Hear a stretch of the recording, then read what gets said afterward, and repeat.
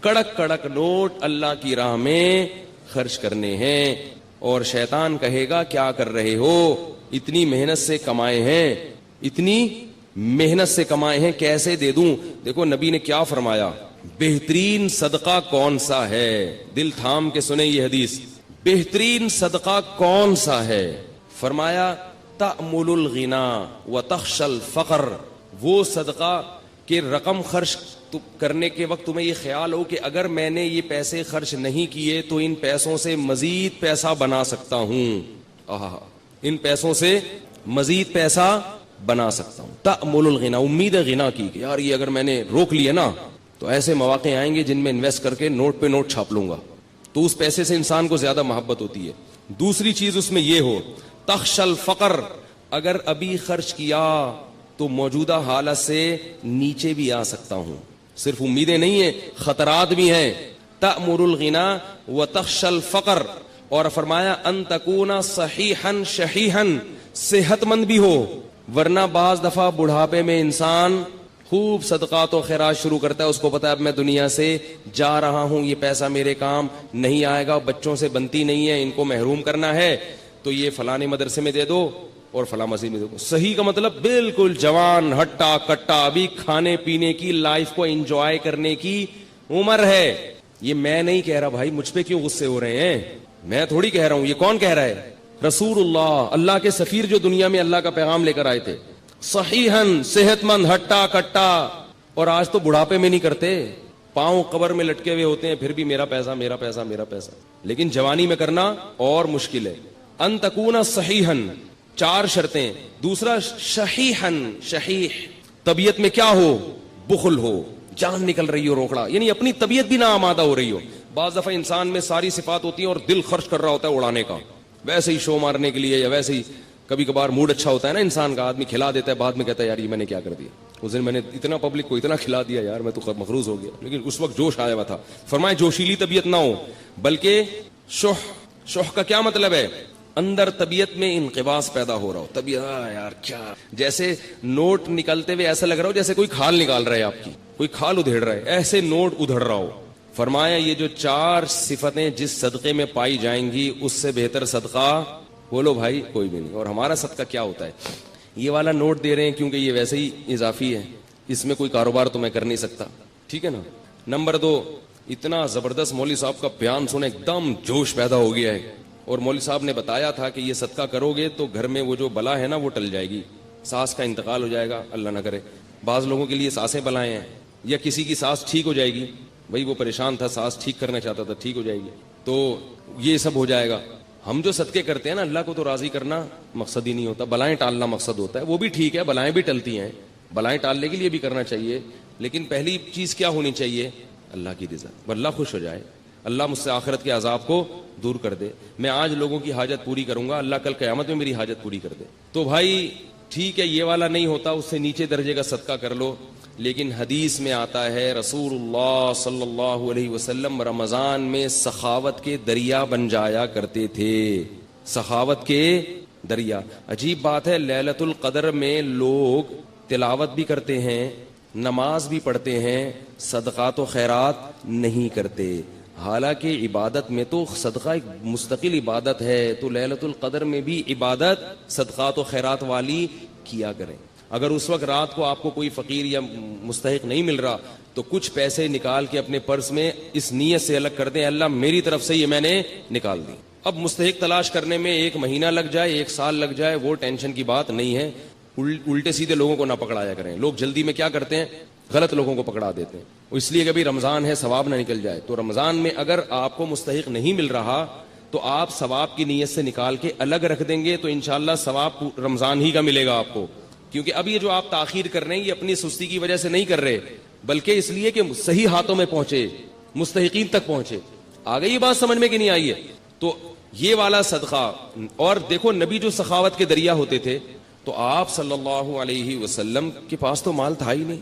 پتہ یہ چلا کہ سخاوت کا دریا بننے کے لیے مالدار ہونا ضروری, بولو نا, نہیں. اب آپ کہیں گے پیسے ہیں ہی نہیں تو صدقہ کہاں سے کریں, ایک آدمی خود غریب ہے وہ کہاں سے صدقہ کرے. بھائی جیسے نبی نے کیا اور جیسے نبی نے بتایا. نبی نے فرمایا کہ تمہارے پاس اگر 1 کھجور ہے, 1 کھجور تو ہوتی ہے نا, اور اگر ایک کھجور بھی نہیں ہے تو مجھے بتائیں بھائی, کچھ چندہ وندہ کرتے ہیں اس کے لیے ہم لوگ یہاں سے. وہ ایک چور گیا نا کسی کے گھر میں, کچھ مل ہی نہیں رہا تھا, تو چور نے 50 روپے نکالے, اس بندے کو اٹھایا, بولا یار یہ رکھ. تو ایک کھجور تو ہوتی ہے بھائی سب کے پاس, تو صرف ایک کھجور ہے, اس سے زیادہ مسکین دنیا میں کوئی بھی نہیں ہے. تو فرمایا کہ آدھی کاٹ کے خود کھا لو اور آدھی صدقہ کر دو. فاتقوا النار ولو بشق تمرہ, اور قربان جاؤں محمد صلی اللہ علیہ وسلم کی تعلیمات پہ. فرمایا یہ بھی نہیں ہے, اگر کھجور بھی نہیں ہے, فاقے ہو رہے ہیں, تو پھر کیا ہے؟ صدقے کا مقصد دوسرے کی حاجت پوری کرنا, اس کو خوش کرنا نا. تو فرمایا ان تلقى اخاک بوجہ طلیق, مسکرا کے بات کر لو لوگوں سے, ایسی بات کر لو جس سے لوگ خوش ہو جائیں. لوگ مجھے کہتے ہیں نا اب جمعے کے بیان میں ہنساتے بہت ہیں, اس لیے ہنساتا ہوں کہ لوگ گھر میں رو رہے ہیں, گھر میں رو رہے ہیں, بیویوں سے لڑائیاں, ابا سے نہیں بن رہی, چاچے سے نہیں بن رہی, وہ وراثت کھا گیا, وہ یہ کر دیا, وہ اس نے یہ دھمکی دے دی, باہر نکلے گا وہ موبائل چھین کے. کوئی ابھی جمعے میں آتے ہوئے کتنے لوگوں کے موبائل غائب ہو جاتے ہیں, روتا روتا مسجد میں آتا ہے. امام صاحب بھی اگر رلائیں گے تو کہاں جائے گی عوام بھائی. اس لیے ہم نے کہا بھائی ایک تھوڑا سا ہلکا ہاتھ رکھو پبلک پہ, یہ ٹینشن کے مریض بن چکے ہیں. کچھ علماء رلاتے ہیں, وہ بھی صحیح کرتے ہیں, تو کچھ کو تھوڑا سا ہنسانے دو. میں اس لیے ہنساتا ہوں کہ ہنس ہنس کے بات سمجھ میں آ جائے, عمل ہو جائے, کیونکہ آج کل لوگوں کی قوتیں بڑی کمزور ہیں اور گھر میں رو رہے ہیں. اللہ کی قسم جو لوگوں کے فون آتے ہیں, میں کہتا ہوں مجھے مت رلا یار, ایسا بیویوں سے پٹ رہے ہیں, تو میں کہتا ہوں مجھے نہ رولا, مجھے آپ کی باتیں سن کے بہت رول. کہہ رہے سانس آئی ہوئی ہے, جہاں نہیں رہی ہے. عجیب عجیب لوگوں کی کہانی ہے بھائی. ایک صاحب نے کہا میں نے شادی کی ہے, میری بیوی نے اپنی ماں کو میرے گھر لا کے بٹھا دیا ہے, ہل ہی نہیں رہی ہیں, سارے خرچے میں اٹھا رہا ہوں. میں نے کہا ان کے بیٹے نہیں, کہہ رہے بیٹے ہیں پھر بھی نہیں. تو عجیب عجیب لوگوں کی کہانی ہے. اللہ تعالیٰ معاف فرمائے. اللہ سے شکر ادا کرنا چاہیے کہ اللہ تو نے ہمیں بھی اچھی سانسیں ملی ہیں الحمدللہ, اتنی ایسی نہیں ہے بھائی, اللہ کا شکر ہے یار. ہمیں تو محبت ہونے لگتی ہے اپنے سسرال والوں سے. تو خیر, تو نبی نے کیا فرمایا کہ اگر آدھا کھجور بھی نہیں ہے تو کیا کرو؟ مسکرا کے بات کرو. دیکھو ایک بات خوب اچھی طرح کان میں بٹھا لو, دل میں بٹھا لو, کان سے سن لو, دل میں بٹھا لو.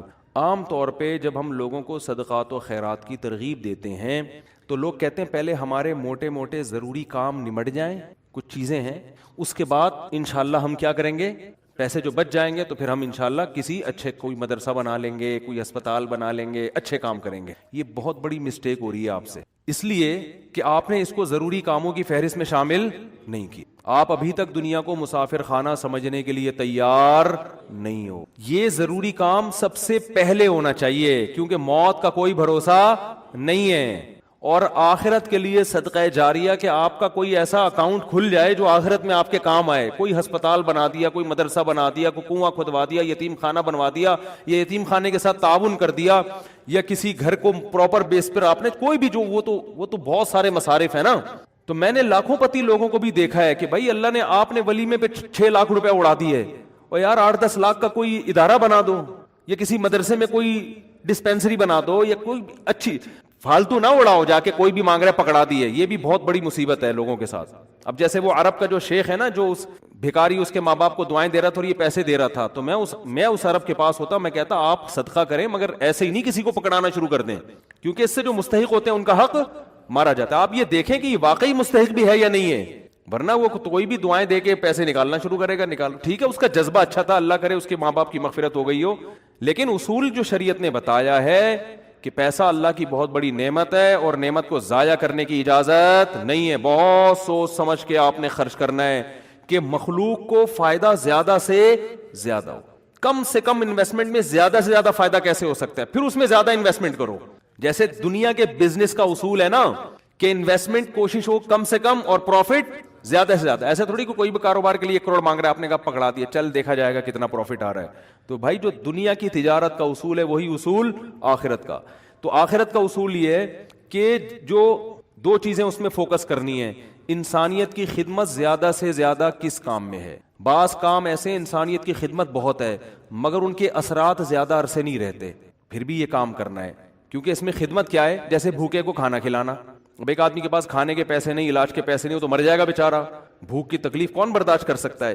تو بھوکے کو کھانا کھلانا یہ بظاہر صدقہ جاریہ تو نہیں ہے, کیونکہ یہ زیادہ ٹائم تک چلے گا نہیں نا, کھانا کھا لیا پیٹ بھر گیا بس ختم, لیکن یہ خدمت بہت بڑی ہے تو اس کو بھی فوکس کرنا ہے. اور بعض چیزیں ایسی ہوتی ہیں کہ جس میں فوری طور پر خدمت تو بہت نہیں ہو رہی ہوتی, لیکن اس کا اثر آپ کے مرنے کے بعد بھی قائم. جیسے کنواں بنا دیا آپ نے, اب کنواں ایسی چیز ہے جب تک کنواں رہے گا لوگ پانی پیئیں گے, آپ کو ثواب ملتا رہے گا. درخت لگا دیا, مر گئے تو درخت سے کوئی بہت زیادہ, ایک درخت سے کیا فائدہ ہوگا بھائی؟ آپ نے ایک نیم کا درخت لگا دیا تو کوئی بہت تو نہیں نا, کوئی لوگ اس کو کھائیں گے تھوڑی, نہیں بھی لگاتے تو کیا ہو جاتا.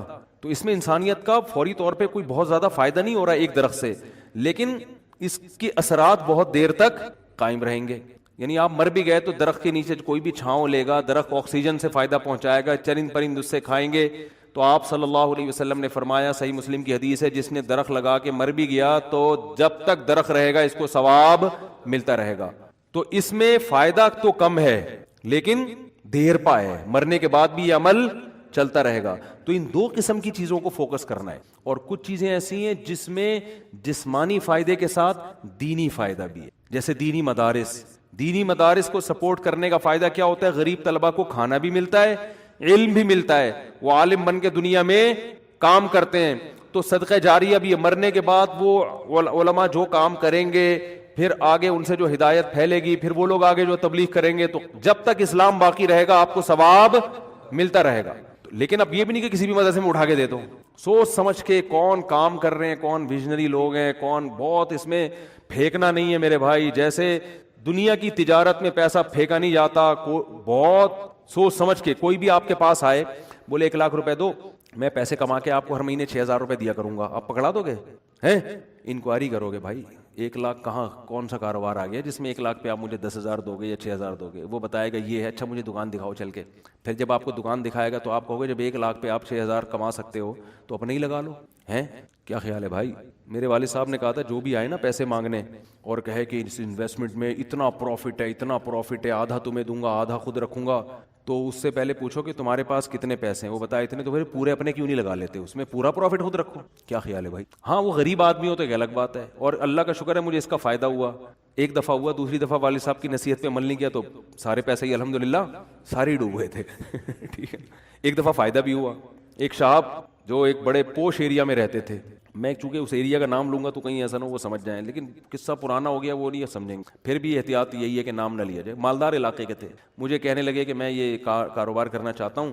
اچھا اس ایسے ایریا میں رہتے تھے کہ مجھے پتا تھا اتنے پیسے تو ان کے پاس ہوں گے ورنہ اس ایریا میں رہ نہیں سکتا آدمی. اب ایک آدمی ڈیفینس, ایک مثال دے رہا ہوں ڈیفینس کی, ڈیفینس میں رہتا ہو اور کہ میری تنخواہ 10,000 روپے, تو آپ کہو گے بھائی 10,000 والا ڈیفینس میں نہ کرائے پہ رہ سکتا ہے اور اپنا گھر ہو تو سوال ہی پیدا نہیں ہوتا, یہ کروڑوں کا تو نے گھر کیسے خرید لیا 3 کروڑ کا ہے بھائی؟ ہو سکتا ہے 4 کروڑ ہو. اسٹیٹ ایجنٹ والے مجھے پھر فون کریں گے آپ نے ڈیفینس کی ویلیو کیا کر دی ہے, بیان میں گرا دی ہے. تو میں مثال دے رہا ہوں, یا اب ہر بیان کو نا لوگ بڑے سینسٹیو بن کے لے رہے ہوتے ہیں کہ آپ نے ڈیفینس میں 3 کروڑ بول دی ہے, ہماری تو ویلیو. تو اب کیونکہ شہرت ہو گئی ہے نا تو ہر چیز کو بہت زیادہ لوگ سیریس ہو رہے ہیں. 25 کروڑ ٹھیک ہے نا, 25 کروڑ کا. اب اس سے پھر لوگ پریشان ہوں گے, یار ہم لے رہے تھے آپ نے قیمت بڑھا دی. تو بھائی یہ محض ایک مثال ہے, مجھے نہیں پتا ڈیفینس میں قیمتیں کیا چل رہی ہیں, تو کچھ بھی لگا لو قیمت. تو آپ نے کیا کیا, بات کیا چل رہی تھی, ہاں بندہ میرے پاس آیا, رہتا پوش ایریا میں, مالدار علاقے میں, مجھے کہنے لگا آپ مجھے پیسے دو, میں یہ چیز خرید کے بیچوں گا, آدھا پروفٹ آپ کا آدھا میرا. تو مجھے ابا کی بات یاد آ گئی. میں نے کہا جو اتنے انویسٹمنٹ آپ مجھ سے کروا رہے ہو تو یہ چیز آپ خود خرید کے بیچ دو پورے پیسوں کی, پورا پروفٹ آپ کا, مجھے آدھا کیوں دے رہے ہو؟ انویسٹمنٹ جو مجھ سے کروا رہا ہے اور آدھا پروفٹ دے رہا ہے, اس کا مطلب وہ رسک لینے کے لیے تیار نہیں ہے. بولے ڈوبیں تو اس کے ڈوبیں, اس کا مطلب آپ کو خود پتا ہے کہ یقینی پروفٹ نہیں ہے. سمجھتے ہو کہ نہیں سمجھتے؟ تو کسی کو پیسے دینے سے پہلے جیسے انکوائری کرتے ہو نا, صدقہ خیرات سے پہلے بھی ایسے انکوائری کیا کرو, کیونکہ آپ کے پاس لامحدود رقم نہیں ہے. غیر مستحق کو دینے کا سب سے بڑا نقصان یہ کہ مستحق لوگ رہ جاتے ہیں. لوگ کہتے ہیں کسی غیر مستحق کو چلا گیا تو کیا ہے, او بھائی پھر اتنے پھر مستحقین رہ جائیں گے اس سے. اور ثواب کمانا ہے نا, تو ثواب تو جب ہی ملے گا جب آپ کا پیسہ صحیح جگہ پہ جائے گا. جو غیر مستحق ہو اس کو ہدیہ دے دیا کرو بھائی دوستی یاری میں, کہ چل یار گفٹ ہے. بات آ رہی ہے سمجھ میں؟ تو یہ میں اہم پوائنٹ کی بات بتا رہا ہوں کہ 2 جگہ خرچ کرنا ہے, ضرورت اور دوسرا جس کا اثر دیر پاؤ. تو صدقہ جاریہ بھی اچھی چیز ہے اور انسانیت کی ضرورت پوری کرنا. آپ کہہ سکتے ہیں یار ایک بھوکے کو کھانا کھلا دیا, پیٹ بھر گیا, تو وہ تو بس ایک ثواب مخصوص مل گیا تو اب تو ختم نا. صدقہ جاریہ تو قیامت تک رہتا ہے. یہ اس لیے بتا رہا ہوں کہ ہم بعض دفعہ لوگوں کو بتاتے ہیں کہ یار یہ دیکھو یہ غریب ہے, اس کو بیوہ ہے, اس کے گھر میں راشن ڈال, تو کہہ رہے ہیں نہیں ہم تو صدقہ جاریہ چاہتے ہیں. تو یاد رکھو صدقہ جاریہ کے اپنے فضائل ہیں کہ وہ چلتا رہے گا آپ کا, لیکن بھوکے کو کھانا کھلانے کے, اس کی ضرورت پوری کرنے کے اپنے, وہ ثواب تھوڑا ہے لیکن وزنی بہت ہے. وزنی کیسے؟ حدیث میں آتا ہے قیامت کے دن اللہ اعلان کریں گے جب میدان حشر ہوگا نا، بہت سختی کا دن ہوگا، تو اللہ اعلان کریں گے کہاں ہیں وہ لوگ کہ جب میں بھوکا تھا تو انہوں نے مجھے کھانا کھلایا، میں پیاسا تھا تو انہوں نے مجھے پانی پلایا، آج ان بھوکوں کو میں کھلاؤں گا کیونکہ انہوں نے مجھے کھلایا تھا۔ جیسے ہوتا ہے نا، آپ کو بھوک لگ رہی تھی، کسی نے آپ کا اکرام کیا، تو اب آپ کو کہیں وہ بھوکا نظر آئے تو آپ سب سے پہلے اس کو کھلاؤ گے نا، یار میں ٹی وی میں آ رہا ہوں کیا ہے، تھک گئے ہیں تو بیان ختم کر دیتا ہوں، بس ویسے ہی بھی ختم ہونے والا ہے۔ دیکھو غیرت مند انسان کیا کرتا ہے، آپ بھوکے تھے، اور آسان مثال، آپ کی گاڑی میں پیٹرول ختم ہو گیا، آپ نے پیٹرول پمپ والے سے کہا یار تھوڑا سا ڈال دو، پیسے بعد میں دو، ابھی جیب میں ہے نہیں، اس نے کہا چل یار ڈال دیا، میں اپنے پیسوں سے ڈال رہا ہوں، جاؤ یار۔ ایک دن کیا ہوا، اتفاق سے آپ پیٹرول پمپ کے مالک بن گئے، وہ آیا گاڑی لے کے، پیٹرول نہیں ہے، لائن لگی ہوئی ہے، بہت سے غریب آ گئے بغیر پیٹرول کے نا ٹھیک ہے نا، اب آپ کے پاس محدود پیٹرول ہے، تو آپ کس کی گاڑی میں ڈالو گے؟ آپ اعلان کرو گے بھائی جنہوں نے میری بائک میں یا گاڑی میں پیٹرول ڈالا تھا نا، وہ بندہ آگے آ جائے، اس کو تو اس کی ضرورت تو پوری کرنی کرنی۔ تو ایک عام انسان جب یہ کام کرتا ہے تو اللہ تو غیور ہے بھائی، تو اللہ اعلان کرے گا بھوک اور پیاس میں لوگ تل ملا رہے ہوں گے، اللہ کہے گا سب سے پہلے ان کو کھلاؤں گا جنہوں نے جب میں بھوکا تھا مجھے کھلایا، جب میں پیاسا تھا مجھے پلایا۔ تو لوگ کہیں گے اللہ تو کہاں بھوکا ہو سکتا ہے؟ تو اللہ کہیں گے میری مخلوق میں فلاں شخص بھوکا تھا، تو اس کا بھوکا رہنا ایسا ہی ہے جیسے میں، کیونکہ حدیث میں آتا ہے الخلق عیال اللہ، جیسے گھر کا کوئی سربراہ ہوتا ہے نا، تو بچے بھوکے ہوں گے تو تکلیف کس کو ہوتی ہے؟ باپ کو ہوتی ہے کہ نہیں ہوتی ہے؟ تو آپ صلی اللہ علیہ وسلم نے فرمایا اللہ کی مخلوق بھی ایسے جیسے اللہ کے اہل و عیال، اللہ کا تو اہل و عیال نہیں ہوتے لیکن مثال دی ہے، ایسے ہی ہے، اللہ کو ان کی فکر ایسے ہی ہے۔ وہ الگ بات ہے بہت سے بھوکے مرتے ہیں، یہ اللہ کی تقدیر ہے، یہ اللہ کی حکمت ہے، دنیا کو اللہ نے ایسے ہی چلایا ہے کہ کسی کو ملے گا کسی کو نہیں ملے گا، یہ اب اس میں تو اللہ سے نہیں الجھ سکتے۔ لیکن اللہ اعلان کرے گا کہ میری مخلوق میرا خاندان تھی، گویا کہ اللہ کا خاندان نہیں ہوتا، یعنی میرے ماتحت تھی، اور میں لوگوں کے ذریعے لوگوں کو کھلاتا ہوں، تو جب میں بھوکا تھا تو فلاں کا بھوکا ہونا ایسا ہی ہے جیسے میں بھوکا۔ تو اس سے پتہ چلتا ہے کسی بھوکے کو کھانا کھلانا ایسے جیسے آپ کس کو کھلا رہے ہو؟ اللہ کو۔ تو اگرچہ یہ صدقہ جاریہ نہیں ہے لیکن بھائی ایک نیکی ہے، لیکن یہ وزنی بہت زیادہ ہے، تو ان دونوں مدوں میں خرچ کیا کرو۔ کرو گے کب؟ لوگ کہتے ہیں اچھا ٹھیک ہے، وہ ایک دو کو تو کھلا دیتے ہیں، جو بڑا اماؤنٹ جو ہے نا، جیسے اپنی شادی بیاہ پہ خرچ کرتے ہیں، گاڑیوں پہ خرچ کرتے ہیں، مکان پہ خرچ کرتے ہیں، اس ٹائپ کا اماؤنٹ اللہ کے لیے خرچ، اللہ کے لیے بس وائپر والے کو، اب تو 20 ریٹ تھوڑے بڑھ گئے ورنہ 5 پہ چل لیتے، پھر کھلا مانگ بھی رہے ہوتے تھے۔ وہ پھر کیا مانگ رہے ہوتے تھے؟ ایک آدمی نے کسی فقیر سے کہا کہ ایک فقیر کسی آدمی کے پاس آیا کہ اللہ کے نام پہ نا پتہ نہیں کچھ چائے پلا دو یا کچھ کھانا کھلا دو، تو اس نے 100 کا نوٹ نکالا، بولا کہ 50 روپے ہیں؟ اس نے کہا ہاں، اس نے کہا 50 روپے دے گا واپس لے، اس نے کہا پہلے وہ اس سے پی لو جا کے یہ بھی لوگوں کو جانچنے کا ایک، بھائی بھکاری سے بولے پہلے وہ پیسے تو خرچ کرنا تھے تیرے پاس ہیں، یہ بھی ایک طریقہ، بڑا خاندانی طریقہ ہے یہ، ٹھیک ہے نا۔ تو کیا بات کر رہے تھے؟ اصل میں آج میں اتنا صبح سے گھوم رہا ہوں نا، آج میں 1 منٹ کے لیے نہیں بیٹھا ہوں، صبح سے یہ کام وہ کام، ادھر ملاقات، ادھر جاؤ، فلاں ملتان سے آئے، فلاں کھانے وال سے آئے، فلاں جماعت آئی ہوئی ہے، فلاں یہ ہو رہا ہے، کھوپڑی سارا دن گھوم گھوم کے نا جب بیان میں بیٹھتا ہوں تو وہ اتنے مختلف قسم کے سگنل آ رہے ہوتے ہیں کہ اس کو گچی سے پکڑنا کیا ہوتا ہے، بہت مشکل ہوتا ہے کہ یار پوائنٹ سے ہٹے نہیں۔ تو ہاں میں یہ عرض کر رہا تھا، جلدی سے بات سمیٹ کے ختم کرتا ہوں، کہ لوگ یہ کہتے ہیں کہ پہلے موٹے موٹے کاموں سے فارغ ہو جائیں، یہ بھی، اس کے بعد جب بچا کے بڑھاپے میں بالکل اینڈ میں جا کے اتنے پیسے کسی مدرسے کو دے دیں۔ نبی صلی اللہ علیہ وسلم نے فرمایا انسان ساری زندگی، حدیث کا مفہوم ہے، مال جمع کر کے رکھتا ہے اور کہتا ہے کل خرچ کروں گا، کل خرچ کروں گا، کل خرچ کروں گا، پھر جب بڑھاپا آتا ہے کہتا ہے یہ فلاں کے لیے اور یہ فلاں کے لیے۔ فرمایا وقت کان علی فلان، اب تو وارثوں کا حق اس پہ ہو گیا، اب تو وارث کہیں گے ابا ہمیں محروم کرنے کے لیے، اپنی تو ساری عیاشی ابا نے کر لی، اب جب ابا کا انا للہ ہونے والا ہے، دنیا سے جانے والے ہیں، اب بچوں کو نظریں ہوتی ہیں دو دکانیں ابا کی میرے حصے میں آئیں گی، چلو ابا سے ایسی لالچ تو نہیں کرنی چاہیے، لیکن بہرحال پتہ ہے کہ یار چلو ابا نے بنائی اب ہمارے کام آئیں گی۔ اب ابا کیا کر رہے ہیں؟ فلاں 2 دکانیں مدرسے کو دے دو، فلاں فیکٹری کو دے دو، یتیم خانے کو دے دو، تو اس میں نقصان کس کا ہو رہا ہے؟ کیونکہ اب تو ابا کو ضرورت نہیں ہے، تو نہ کرنے سے یہ بھی پھر بھی بہتر ہے 1/3 کے اندر کہ بچوں کو نقصان نہ ہو۔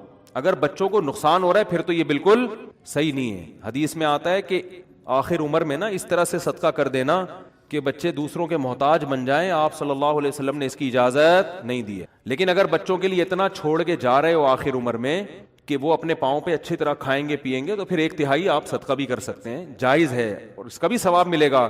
لیکن میرے بھائی یہ خاندانی صدقہ نہیں کہلا۔ آپ کو پتا ہے کہ پچھلے رکوع میں منافقین کی ایک عادت ذکر کی گئی تھی کہ جب ان کو کچھ پیسے دے دیے جائیں، صدقہ دے دیے جائے تو بڑے خوش ہوتے ہیں، نہ دیے جائے تو روتے پیٹتے ہیں، واویلا کرتے ہیں۔ تو اللہ تعالیٰ نے صدقات اور زکوٰۃ کے مصارف کو بیان کیا کہ صدقے کا جو مصرف ہیں وہ کون لوگ ہیں، وہی لوگ ہیں اور انہی کو زکوٰۃ دی جائے گی۔ یہاں یاد رکھیں صدقے سے مراد واجب صدقہ ہے، یعنی وہ صدقہ جس کا اللہ اس کے رسول نے ہمیں آرڈر دیا ہے۔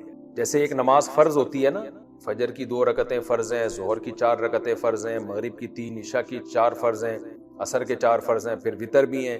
تو یہ نماز فرض اور واجب نماز کہلاتی ہے جو لازمی آپ نے بہرحال ہر صورت میں پڑھنی ہے۔ ایک نماز ہوتی ہے سنت مؤکدہ کہ جو عام حالات میں بلا وجہ چھوڑنا اس کا ناپسندیدہ ہے، کبھی عذر ہو تو آپ چھوڑ بھی سکتے ہیں، اور ایک نفل نماز ہوتی ہے جو بالکل آپشنل ہے۔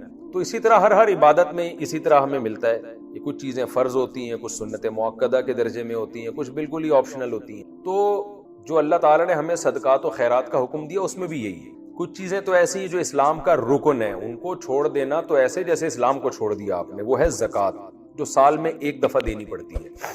کچھ چیزیں ایسی ہیں جو واجب کے درجے میں ہیں اور بعض فقہا کے نزدیک سنت مؤکدہ کے درجے میں، جیسے قربانی پہ خرچ کرنا، یا آپ نے منت مانی کہ میرا یہ کام ہو گیا تو میں اتنے پیسے صدقہ کروں گا، یہ بھی واجب صدقہ ہے، یا صدقہ فطر ہے جو عید کے دن واجب ہوتا ہے، یہ بھی واجب صدقہ ہے۔ تو یا آپ نے قسم کھائی تھی اور توڑ دی، تو اب جو آپ غریبوں کو کھانا کھلاؤ گے یہ بھی واجب صدقہ کہلائے گا۔ یعنی ہر وہ صدقہ جو آپ پر لازم ہے وہ صدقہ صدقہ واجبہ کہلاتا۔ تو اس آیت میں جو مصرف بیان کیا گیا ہے کہ انہی کو دیے جائیں گے صدقات، تو یاد رکھیں یہاں الصدقات سے مراد وہ صدقات ہیں جو واجب ہیں۔ الف لام کا لفظ ہمیں بتا رہا ہے الصدقات۔ الف لام جو ہے نا، کسی چیز کو جب کوئی اسپیسیفک کر دیا جائے، کوئی خاص کر دیا جائے، تو اس کے لیے الف لام کا لفظ عربی میں استعمال ہوتا ہے۔ جیسے الکتاب کا معنی مخصوص کتاب، اور کتاب کا معنی کوئی بھی کتاب۔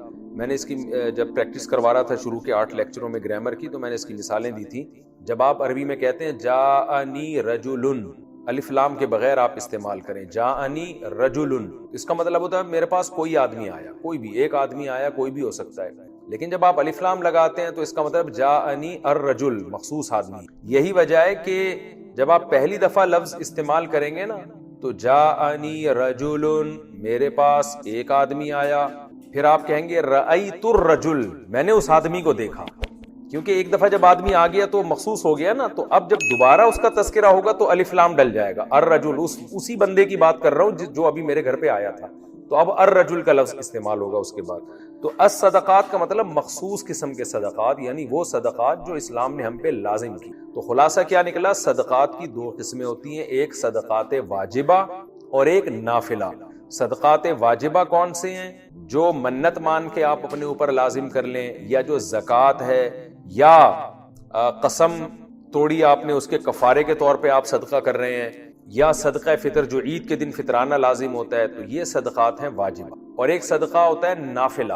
نفل کا مطلب آپ اپنی مرضی سے اللہ کی رضا کے لیے غریبوں پہ خرچ کر رہے ہیں، تو یہ نافلہ صدقے ہیں۔ تو نفلی صدقہ جس کو ہمارے ہاں خیرات بھی کہا جاتا ہے، تو اس میں کوئی مصرف نہیں ہے، جس کو چاہیں دیں آپ، بلکہ یہ مالدار کو دینا بھی جائز ہے۔ بعض دفعہ انسان مالدار پہ بھی صدقہ کر رہا ہوتا ہے کہ چلو یار تھوڑا اور اچھا ہو جائے گا یہ، جیسے آپ اپنے رشتہ داروں میں کوئی آپ کے قریبی ریلیٹیو ہیں، مالدار ہے، لیکن آپ اس کو صدقہ دے دیتے ہیں کہ اور اچھا کھا لے گا، یہ اچھا کھا رہا ہے لیکن اور زیادہ اچھا ہو جائے گا۔ تو یہ جو نفلی صدقہ ہے اس کے لیے شریعت میں کوئی شرط نہیں ہے، امیر اور غریب کی کوئی شرط نہیں ہے، کسی کو بھی دیے جا سکتے۔ لیکن جو زکوٰۃ صدقہ واجبہ ہے اس کے لیے مصارف اللہ نے قرآن میں یہاں بیان کیے، تو آج میں انشاءاللہ اس کی ڈیٹیل بھی بتاؤں۔ اللہ نے فرمایا صدقات فقیروں کا حق ہیں اور مسکینوں کا حق ہیں۔ فقیر اور مسکین میں کیا فرق ہے؟ دیکھیں نارملی جب قرآن میں یہ لفظ الگ الگ استعمال ہو تو فقیر سے مراد مسکین، مسکین سے مراد فقیر، کوئی فرق نہیں ہے۔ لیکن جب دونوں اکٹھے استعمال ہوتے ہیں تو پھر دونوں کا الگ الگ مفہوم بیان کرنا ضروری ہے۔ جیسے کہ قرآن نے جہاں مومن کہا تو مومن سے مراد مسلم ہے، مسلم کہا تو مسلم سے مراد مومن ہے۔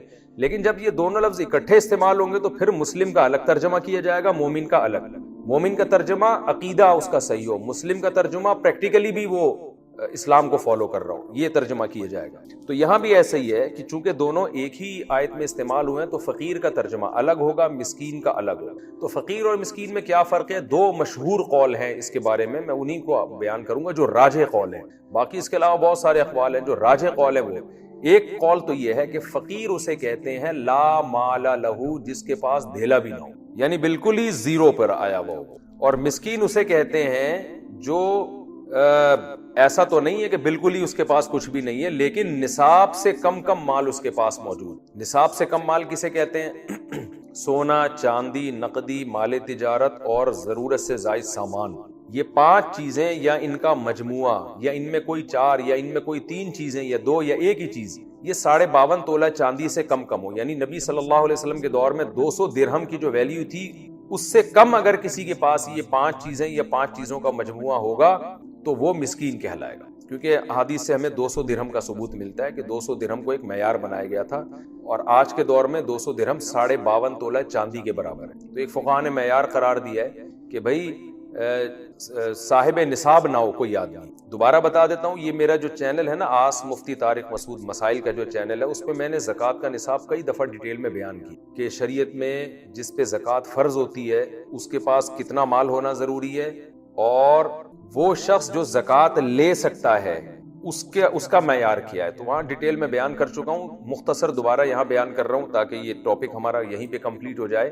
خوب سمجھ لیں، سونا، چاندی یعنی گولڈ اور سلور، اور تجارتی مال کا مطلب یہ ہوتا ہے آپ نے کوئی مال خریدا ہو اس نیت سے کہ میں اس کو بیچوں گا، اور چوتھی چیز ہے کیش اماؤنٹ، ڈالر ہے، ریال ہے، کرنسی ہے پاکستانی، کوئی بھی جو بھی کیش ہوتا ہے آپ کے پاس، اور 5ویں چیز ہے ضرورت سے زائد سامان۔ ضرورت سے زائد سامان وہ ہوتا ہے نارملی گھریلو سامان میں وہ سامان جو پورے سال استعمال نہ ہو، اور پراپرٹی میں وہ پراپرٹی جو نہ آپ نے کرائے پہ دی ہوئی ہو، نہ آپ اس میں خود رہ رہے ہو، نہ وہ زراعت کے لیے استعمال ہو رہی ہے، ویسے ہی پلاٹ پڑا ہوا ہے آپ کا۔ تو یہ 5 چیزیں جو ہے یہ ان کو کاؤنٹ کیا جاتا ہے۔ تو یہ 5 چیزیں جس شخص کے پاس 52.5 تولہ چاندی کے سے کم ہوں گی وہ غریب کہلائے گا شریعت کی نظر میں، اس پر اس کو زکوٰۃ دی جا سکتی۔ اگر 5 چیزیں نہیں، 4 چیزیں ہیں، 3 چیزیں ہیں، 2 چیزیں، 1 چیز ہے تو بھی یہی ہے۔ مثال کے طور پر ایک آدمی کے پاس کیش اماؤنٹ ہی 1 لاکھ روپے ہے آج کی تاریخ میں، یعنی جولائی 2022، تو کیش اماؤنٹ کسی کے پاس اتنا پڑا ہوا ہے تو 52.5 تولہ چاندی کی قیمت سے زیادہ ہے وہ 1 لاکھ روپے، تو پھر وہ زکوٰۃ نہیں لے سکتا۔ یا کیش اماؤنٹ تو تھوڑا ہے لیکن اس کے ساتھ سلور ملا دیا، سونا ملا دیا تو اتنا بن جاتی ہے اس کی مارکیٹ ویلیو۔ خلاصہ بار میں جو بیان کر رہا ہوں، 5 چیزیں یا 4 چیزیں یا 3 چیزیں یا 2 یا ایک ہی چیز اگر 52.5 تولہ چاندی کے برابر ہوگی تو وہ زکوٰۃ کا مستحق نہیں ہے، وہ مسکین کہلائے گا شریعت کی نظر میں، اور اس کے لیے زکوٰۃ لینا جائز نہیں ہے۔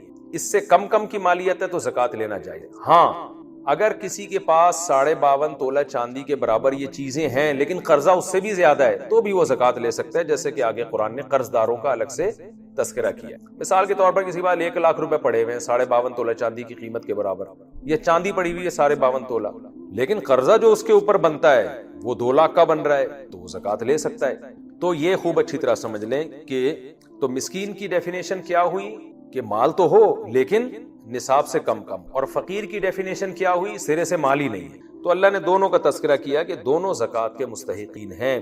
سوال پیدا ہوتا ہے کہ اللہ صرف مسکین کا ہی تذکرہ کر دیتے، فقیر کا نہ کرتے، کیونکہ جب مسکین کو دینا جائز ہوتی تو فقیر کو دینا تو بطریق اولا جائز ہوتی۔ تو قرآن نے فقیر کا تذکرہ الگ سے اس لیے کیا ہے موٹیویشن کے لیے کہ معاشرے میں آپ کو بہت سے ایسے لوگ بھی نظر آئیں گے جن کے پاس دھیلا بھی نہیں ہوگا، تو ان کو الگ سے ہائی لائٹ کیا جا رہا ہے ان کی ویلیو کو بیان کرنے کے لیے کہ یہ بھی زکوٰۃ کے مستحق ہیں، اور صرف یہ نہیں، اگر یہ نہیں ملتے تو مسکین کو بھی تم دے سکتے ہو۔ تو یہ حکمت ہے اس میں، دونوں فریق کو اللہ نے الگ الگ ذکر کر دیا تاکہ ہمیں یہ نہ لگے کہ بھئی فقیر ہی کو دینا ضروری ہے، تو اللہ نے بتا دیا کہ بہتر ہے کہ فقیر کو دو، فقیر نہیں ملتا تو مسکین کو بھی دے سکتے۔ تو یہ ایک ڈیفینیشن مسکین کی کیا ہوئی؟ جس کے پاس نصاب سے کم۔ اور بہت سے فقہا کہتے ہیں کہ فقیر اور مسکین میں ایک فرق یہ بھی ہے کہ فقیر جو دیکھنے سے ہی لگتا ہو، کہ دیکھنے سے نہ پتہ چلتا ہو، یعنی جس کے پاس مال نہ ہو، یہ ہے ڈیفینیشن، خواہ دیکھنے سے لگے یا نہ لگے۔ لیکن مسکین اس کو کہتے ہیں جو غریب ہو اور حلیے سے بھی غریب لگتا ہو، یعنی مسکنت اس پہ جھلک رہی ہو، کیونکہ مسکنت عربی میں ذلت کو بھی کہتے ہیں۔ تو مسکین کا مطلب کیا ہوا؟ جس کے یعنی ذلت سے مراد یہ ہے کہ چہرہ اور لباس سے لگ رہا ہو کہ یہ بیچارہ معاشرے کا ایک پست آدمی ہے، اس کے پاس مال نہیں، تو پھر یہ ایک اعتباری فرق ہو جائے گا، لفظی اختلاف ہو جائے گا۔ فقیر کا مطلب کیا ہوا؟ غریب آدمی، اور مسکین کا مطلب یہ ہوا کہ وہ غریب جو دیکھنے میں بھی غریب لگے۔ تو اس میں پھر قرآن کا مطلب یہ ہوگا کہ کچھ فقیر تو ایسے ہیں کہ جو تمہیں ضروری نہیں ہے کہ دیکھنے سے فقیر لگیں، تو ان کو بھی دینا ہے، اور کچھ ایسے ہوتے ہیں جو بیچارے ایسی حالت میں ہوتے ہیں کہ دیکھتے ہی پتہ چل جائے گا کہ یہ آدمی ٹھیک نہیں ہے، اس کی حالت ٹھیک نہیں ہے، تو اس کو بھی دی جا سکتی۔ اسی وجہ سے حضرات فقہا نے بیان کیا کہ اگر آپ کسی کے ظاہری حلیے سے متاثر ہوئے اور آپ یہ سمجھے کہ یہ واقعی مسکین ہے، غریب ہے اور اس کے پاس مال نہیں ہے، آپ نے زکوٰۃ دی، بعد میں پتا چلا کہ یہ تو فراڈی تھا، تو بھی زکوٰۃ آپ کی ادا ہو جائے گی، کیونکہ ظاہر سے تو ہم کو یہی لگ رہا تھا کہ فقیر، اب دل کے اندر کون جھانک کے دیکھ سکے، کیونکہ اللہ نے مسکین کو بھی زکوٰۃ دینے کی اجازت۔ تو پہلا قول وہ زیادہ مضبوط ہے، دوسرا قول بھی ہے، لیکن پہلا قول مسکین اور فقیر کے فرق میں جو میں نے بتایا وہ ذرا زیادہ مضبوط قول ہے کہ فقیر وہ جس کے پاس سرے سے پیسہ ہی نہیں ہے، مسکین وہ کہ پیسہ تو ہے مگر نصاب سے کم ہے، تو ان دونوں کو زکوٰۃ دی جا سکتی۔ آگے قرآن کہہ رہا ہے والعاملین علیہا، ان لوگوں کو بھی زکوٰۃ دی جا سکتی ہے جو عاملین ہیں، عامل مطلب عمل کر رہے ہیں زکوٰۃ پر، یہ ٹرم ہے۔ عاملین ان کو کہا جاتا تھا جو گورنمنٹ کی طرف سے، خلیفہ کی طرف سے زکوٰۃ کی وصولی پر مامور، وہ اگرچہ مالدار ہوں، غریب نہ بھی ہوں، پھر بھی گورنمنٹ ان کو زکوٰۃ کے پیسوں سے تنخواہ دے سکتی، یہاں مراد ان کی تنخواہ ہے۔ جیسے حکومت نے بھیجا بھائی زکوٰۃ لے کر آؤ فلاں جگہ سے، جا کے لوگوں سے جمع کرو تاکہ ہم اس کو غریبوں پہ خرچ کریں، تو جو گورنمنٹ کے ملازمین جائیں گے تو گورنمنٹ انہی زکوٰۃ کے پیسوں سے ان کی تنخواہیں بھی دے سکتی ہے، یہ مطلب ہے اس آیت کا۔ یہ مطلب نہیں ہے کہ یہ عاملین ادھر ادھر سے جا کے زکوٰۃیں اکٹھا اپنی جیب میں ڈالنا شروع کر دیں۔ وَالْمُؤَلَّفَةِ قُلُوبُهُمْ، اچھا یہ بھی بتا دوں کہ یہ بھی حکومت کے ساتھ خاص ہے۔ عام آدمی اگر کسی شخص کو بھیجتا ہے کسی فقیر مالدار سے زکوٰۃ کی وصولی کے لیے، تو وہ اپنی زکوٰۃ کے پیسوں میں سے اس عامل کو اجرت نہیں دے سکتا، اگر دے گا تو زکوٰۃ ادا نہیں ہوگی، خوب سمجھ لیں اچھی طرح ہی۔ تو ایک عام آدمی کے لیے جائز نہیں ہے، صرف گورنمنٹ کو یہ حق حاصل ہے کہ وہ ان زکوٰۃ کے پیسوں سے ان عاملین کی تنخواہیں دے سکتی۔ وَالْمُؤَلَّفَةِ قُلُوبُهُمْ، اللہ کہتے ہیں اسی طرح زکوٰۃ ان کا بھی حق ہے، یا صدقات واجبہ ان کا بھی حق ہیں جن کے جو مؤلفۃ القلوب ہیں، یہ بھی ٹرم ایک استعمال ہوتی ہے۔ ہوا یہ تھا کہ رسول اللہ صلی اللہ علیہ وسلم کے دور میں بہت سے عرب کے سردار ایسے تھے جو اسلام کے بہت قریب تھے، تو آپ نے ان کا دل رکھنے کے لیے ان کو ہدیے، ان کا اکرام کیا، کیونکہ عزت دار لوگ جو ہوتے تھے نا، وہ پہلے بھی وہ تلوار کے زور سے یا آپ ان کو نیچا دکھانے کی کوشش کریں، اس سے وہ نہیں مانتے تھے، تو ان کو نبی صلی اللہ علیہ وسلم نے عزت دی، رسپیکٹ دی، کیونکہ ہمیشہ سے وہ اسی عزت کے عادی تھے، ان کا اکرام کیا، ان کو آپ نے پیسے دیے، ہدیے دیے، تو اس سے وہ اسلام کے قریب آ گئے اور وہ مسلمان ہو گئے۔ اسی طرح کچھ ایسے لوگ بھی تھے جو ایمان لائے تھے لیکن ایمان میں مضبوط نہیں تھے، جیسے کہ بعد میں بہت سے لوگ ایمان لائے ہیں، قرآن کہتا ہے ان کا ایمان ان لوگوں کی طرح نہیں ہے جو پہلے ایمان لے کر آئے۔ ان کے بارے میں ڈر یہ تھا کہ ان کا اگر اکرام نہ کیا گیا تو یہ بدگمان نہ ہو جائیں، تو نبی صلی اللہ علیہ وسلم نے ان کا بھی اکرام کیا۔ تو پہلے زکوٰۃ کے مستحقین میں یہ لوگ بھی شامل تھے جن کو المؤلفۃ القلوب کہا جاتا تھا، کہ اسلام دشمنی کو کم کرنے کے لیے، جو اسلام دشمن قوتیں ہیں ان کے شر کو توڑنے کے لیے ان کو سرداروں کی مدد کی جاتی تھی زکوٰۃ کے ذریعے۔ لیکن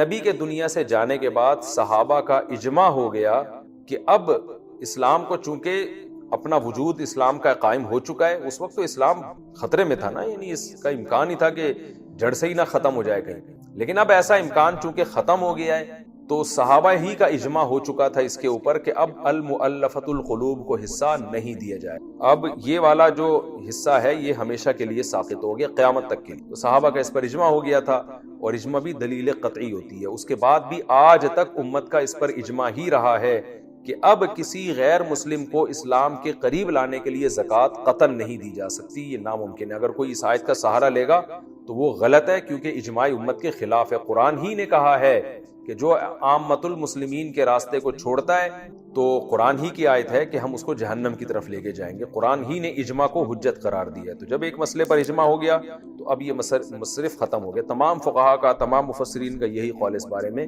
کہ المؤلفۃ القلوب والا جو حصہ تھا وہ ہمیشہ کے لیے ساقط ہو چکا ہے۔ یہ ہو گئے جی 4 مصارف، ایک فقراء، مساکین، عاملین، مؤلفۃ القلوب۔ 5واں جس کو قرآن بیان کرتا ہے وفی الرقاب۔ وفی الرقاب کا مطلب یہاں بھی مضاف محذوف ہے، میں اکثر مثال دیتا ہوں، کہتے ہیں گاڑی پنچر ہو گئی ہے، حالانکہ گاڑی کا ٹائر پنچر ہوا ہوتا ہے، تو ٹائر کو حذف کر دیا ہوتا ہے یہ بتانے کے لیے کہ سامنے والا عقل مند ہے، اسے پتا ہے گاڑی تھوڑی پنچر ہوتی ہے، اس کا ٹائر پنچر ہوتا ہے۔ ہم کہتے ہیں میں 3 ڈشیں کھا گیا بریانی کی، تو بریانی کی ڈشیں تو نہیں کھائی ہوتی نا، بریانی کھائی ہوتی۔ تو یہ مجازن اس طرح کے الفاظ حذف ہوتے رہتے ہیں۔ تو یہاں بھی قرآن کہہ رہے ہیں گردنوں میں بھی تم زکوٰۃ دے سکتے ہو۔ کیا مطلب؟ گردنیں چھڑوانے میں، فی فک الرقاب۔ گردن چھڑوانے سے مراد کیا ہے؟ رقبہ کی جمع رقاب آتی ہے، گردن سے مراد ہے یہاں غلام آزاد کروانا۔ پہلے زمانے میں ایسا ہوتا تھا، اور قرآن نے بھی اس کی ترغیب دی ہے کہ غلام بعض دفعہ اپنے مولا سے یہ ایگریمنٹ کرتا تھا کہ اگر مولا کہتا تھا تم مجھے 1 سال میں فار ایگزامپل 1 کروڑ روپے کما کے دے دو تو تم آزاد ہو، یا تم 50 لاکھ کما کے دے دو، یا 10 لاکھ کما کے دے دو، جو بھی اس زمانے کے حساب سے چاندی کی ویلیو تھی، تو غلام بڑی محنت کرتا تھا۔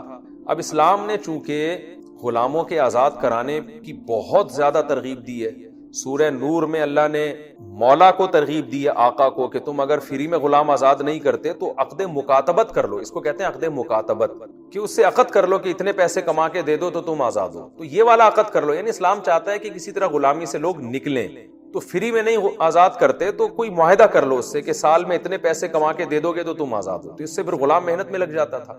تو قرآن یہ کہہ رہا ہے کہ کوئی بھی غلام جس نے اپنے مولا سے یہ ایگریمنٹ کیا کہ میں 1 سال یا 6 مہینے یا 2 سال میں اتنے پیسے کما کے دے دوں تو میں آزاد ہوں، اور مولا نے اس ایگریمنٹ کو قبول کر لیا، تو ایسے غلاموں کی چھڑوانے میں بھی زکوٰۃ ادا کی جا سکتی ہے۔ کیا مطلب؟ ایسے غلاموں کے ساتھ زکوٰۃ کے ذریعے تعاون کیا جا سکتا ہے۔ آپ ان کو زکوٰۃ دیں، یہ لے بھائی تو 1 کروڑ میری طرف سے لے اور اپنے آپ کو آزاد کرو، تو یہ بھی زکوٰۃ کا بہترین مصرف ہے۔ لیکن چونکہ آج کل غلاموں کا دور ختم ہو چکا، تو یہ والا مصرف بھی عملاً اب ممکن نہیں رہا ہے۔ جہاں اگر کوئی غلامی کا سسٹم دوبارہ کبھی شروع ہو گیا تو یہ بھی ہو جائے گا، غلاموں کو آزاد کرانے کے لیے زکوٰۃ دی جائے گی، لیکن آج کل غلام ہوتے نہیں ہیں۔ تو یہ جو عام خادمین ہیں، یہ اگر غریب ہوں گے تو ان کو زکوٰۃ دی جائے گی، غریب نہیں ہوں گے تو زکوٰۃ نہیں دی جائے گی، ان کو غلاموں پر قیاس نہیں کیا جا سکتا۔ اچھا، غلام میں جو مرد غلام تھے وہ بھی داخل ہیں، اور لونڈیاں جو تھیں، عورتیں جو غلام ہوتی تھی وہ بھی داخل ہیں۔ اگر کوئی عورت اپنے مولا سے یہ عقد کر لے کہ میں اتنے پیسے دے دوں گی تو میں آزاد ہوں، تو اس کا بھی یہی حکم ہے، اس لونڈی کے ساتھ بھی زکوٰۃ کے ذریعے تعاون کیا جا سکتا ہے۔ یہ چوتھا مصرف ہو گیا، 1 2 3 4 5واں مصرف ہو گیا۔ چھٹا مصرف قرآن بیان کر رہا ہے والغارمین، قرض داروں پر۔ قرض داروں کو بھی زکوٰۃ دی جا سکتی ہے۔ قرض دار کا مطلب کیا ہے؟ کہ نصاب سے زیادہ قرضہ کسی پہ چڑھ گیا، جیسے میں نے ابھی ڈیٹیل بتائی نا آپ کو، ایک آدمی کے پاس 52.5 تولہ چاندی کے برابر رقم تو ہے، اب لوگ اسے مسکین تو نہیں سمجھیں گے، لوگ کہیں گے بھائی اس کے پاس تو اتنا پیسہ ہے، لیکن قرضہ اگر اس سے بھی زیادہ ہے، اتنا قرضہ ہے کہ اگر وہ قرضہ ادا کرے تو صاحب نصاب نہیں رہتا، وہ 52.5 تولہ چاندی کے برابر اس کے پاس مال بچتا ہی نہیں ہے۔ مثال کے طور پر آج 52.5 تولہ چاندی کی قیمت ہے ₹1,00,000، اور قرضہ اس پہ چڑھا ہوا ہے 50,000 کا، تو ظاہر ہے قرضہ اگر مائنس کریں گے تو حقیقت میں یہ 50,000 کا مالک ہے، تو صاحب نصاب نہیں ہے، لہذا اس کو زکوٰۃ دی جا سکتی۔ تو یہ مطلب ہے والغارمین کا، کہ اگر کسی کے اوپر قرضہ چڑھا ہوا ہے تو اس کو بھی زکوٰۃ دی جا سکتی ہے۔ یہ خوب سمجھ لیں، خام خواہ میں قرضہ چڑھنے سے زکوٰۃ نہیں ہوتی۔ مثال کے طور پر آپ 1 کروڑ روپے کے مالک ہیں اور قرضہ آپ پر 20 روپے چڑھا ہوا ہے، تو اب کوئی آدمی زکوٰۃ مانگے لوگوں سے، لوگ کہیں تیرے تو کروڑوں کا مالک ہے، وہ کہے نہیں جی میں 20,000 میرے اوپر قرضہ چڑھا ہوا ہے، تو وہ زکوٰۃ کا مستحق نہیں ہے۔ اب اگر وہ یہ دلیل دینا شروع کر دے کہ قرآن کہہ رہا ہے کہ قرض داروں کو زکوٰۃ دو، تو میں بھی تو قرض دار ہوں، تو یہ غلط استدلال ہوگا۔ یہاں قرض داروں سے وہ والا قرض مراد ہے جو نصاب سے زیادہ قرضہ ہو، یا اتنا قرضہ ہو کہ وہ ادا کیا جائے تو نصاب بچتا ہی نہیں، ایسے قرض دار کو زکوٰۃ دی جا سکتی ہے۔ کیونکہ یہ تفصیلیں حدیث میں اور فقہ میں ملتی ہیں، تو قرآن کی آیتوں کو ایز اٹ از لے لینا اور درمیان سے صحابہ اور تابعین کی جو تفسیر ہے اس کو نکال دینا، یہ بہت بڑی جہالت ہے۔ کیونکہ آج ایسے متجددین پیدا ہو رہے ہیں جو کہتے ہیں ہم صحابہ سے، تابعین سے، مجتہدین مفسرین سے قرآن نہیں سمجھیں گے، ہم خود تفسیر کریں گے، تو خود تفسیر میں پھر یہ جہالتیں لوگ کرنے بیٹھ جاتے ہیں۔ یہ خطرہ ہوتا ہے کہ ہر قرض دار کو کہہ دیتے ہیں بھی زکوٰۃ دے دو۔ وفی سبیل اللہ، اسی طرح اللہ کے راستے میں بھی زکوٰۃ دی جا سکتی ہے۔ اس پر بھی پوری امت کا اجماع ہے کہ یہاں اللہ کے راستے سے مراد جہاد ہے۔ وہ مجاہد جو اللہ کی راہ میں لڑ رہا ہو، اگرچہ وہ مالدار ہے لیکن وہ اپنے مال تک پہنچ نہیں سکتا، کیونکہ جہاد میں اکثر لوگ سفر میں ہوتے ہیں تو اس کی اپنی مال تک رسائی نہیں ہے، تو ایسے مجاہد کے ساتھ بھی تعاون کیا جا سکتا ہے زکوٰۃ کے ذریعے۔ اس کو اسلحہ خرید کے دے سکتے ہیں، اس کو علاج کے پیسے دے سکتے ہیں۔ آگے اللہ فرماتے ہیں وَابْنِ السَّبِيلِ، اسی طرح مسافر کو بھی زکوٰۃ دی جا سکتی ہے۔ خوب سمجھ لیں، مسافر سے بھی وہ مسافر مراد ہے جو اگرچہ مالدار ہو لیکن سفر کی وجہ سے اپنے مال تک اس کی رسائی نہ ہو. وہ مسافر جو ڈیبٹ کارڈ یا اے ٹی ایم کارڈ لے کے گھوم رہا ہے اور جب چاہے بینک سے پیسے نکال سکتا ہے, اس مسافر کو زکوٰۃ دینا جائز نہیں ہے. یہ بھی میں اس لیے عرض کر رہا ہوں کہ اس پر بھی پوری امت کا اجماع ہے کہ یہاں مسافر سے ہر مسافر مراد نہیں ہے, کیونکہ اس آیت کے بھی لوگ غلط استعمال کر سکتے ہیں. ایک آدمی کراچی سے سفر کر کے اسلام آباد گیا 2 دن کے لیے. کراچی میں بحریہ ٹاؤن میں 25-30 پلاٹ پڑے ہوئے ہیں اس کے, اور کروڑوں روپے بینک میں پڑا ہوا ہے, اور وہ وہاں جا کے زکوٰۃ مانگ رہا ہے, اور لوگ کہہ رہے ہیں کہ تو کروڑ پتی آدمی ہے. تو وہ آیت پیش کرے, قرآن کہہ رہے جی مسافر کو بھی زکوٰۃ دی جا سکتی. تو میں تو مسافر ہوں, دیکھو میں 4 کے بجائے 2 فرض پڑھ رہا ہوں. تو یہ بھی غلط استدلال ہوگا, کیونکہ یہاں مسافر سے پوری امت کا اجماع ہے. بہت سی آیتوں کی تفسیر اجماع کرتا ہے, صحابہ کرتے ہیں, تابعین کرتے ہیں, فقہا کرتے ہیں. تو اس تفصیل کے بغیر اگر آپ قرآن کو لیں گے تو آپ گمراہ ہو جائیں گے. تو خوب سمجھ لیں, وہ والا مسافر جو سفر کی وجہ سے اپنے گھر سے اتنا دور ہو کہ اس کی اپنے مال تک رسائی ممکن ہی نہ ہو, منگوا ہی نہ سکتا ہو پیسہ. پہلے زمانے میں ایسا ہوتا تھا, اب نہیں ہوتا. اب تو آپ امریکہ بھی چلے جاؤ تو آپ پیسے اپنے آپ کے اگر یہاں پاکستان میں اکاؤنٹ میں رکھے ہوئے آپ نکلوا سکتے ہو, کسی سے لون لے سکتے ہو وہاں پہ کہ میں پاکستان آ کے واپس کر دوں گا. پہلے زمانے میں جو مسافر ہوتے تھے اونٹوں پہ سفر کر کے 6-6 مہینے سفر کر کے کسی ملک میں پہنچے, وہ ان کے لیے ناممکن تھا کہ واپس جا کے پیسے, وہ بےچارے راستے میں دیوالیہ ہو جاتا تھا ان کا اپنے مال تک پہنچنا ممکن ہی نہیں ہوتا تھا. تو وہ عملاً غریب ہی ہوتے تھے, کیونکہ اس پیسے کا کیا فائدہ جو آپ استعمال ہی نہیں کر سکتے اور آپ کے وطن میں پڑا ہوا ہے. تو ایسے مسافروں کے ساتھ بھی تعاون کا شریعت نے حکم دیا.